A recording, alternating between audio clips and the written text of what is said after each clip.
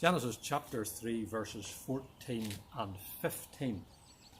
And the Lord God said unto the serpent, Because thou hast done this, thou art cursed above all cattle, and above every beast of the field. Upon thy belly shalt thou go, and dust shalt thou eat all the days of thy life. And I will put enmity between thee and the woman, and between thy seed and her seed. It shall bruise thy head, and thou shalt bruise his heel. I'm sure many of you have heard the phrase, it has a ring of truth about it. It can be used in different ways, of course, but one is when someone makes a statement, perhaps for an ulterior purpose, but there is nonetheless something true in what they say.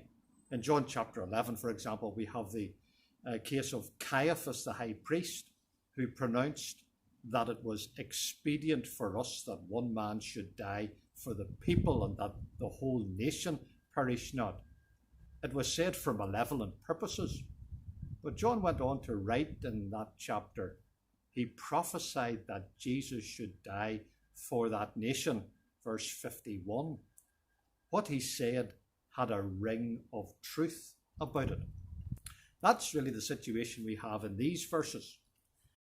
I think that Eve meant to shift the blame whenever she said the serpent beguiled me and I did eat in verse 13. But it was nevertheless true.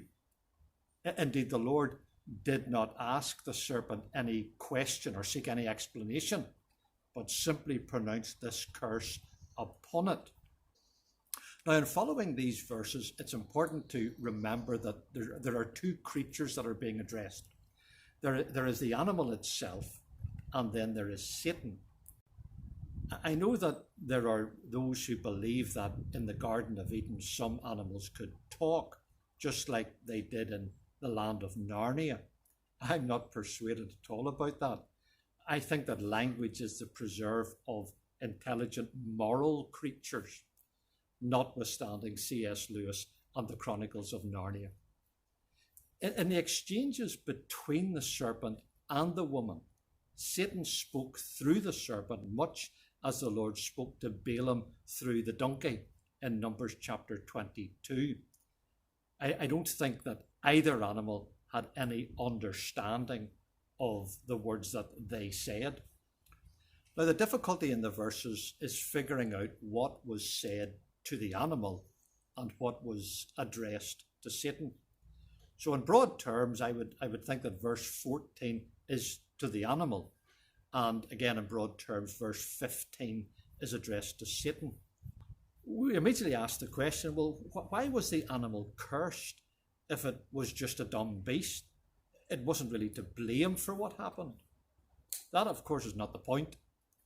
The earth was later cursed as well in verse 17, although obviously it wasn't at fault either.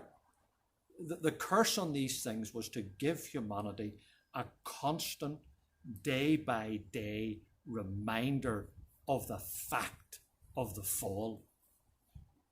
But there is a wonderful truth in these words.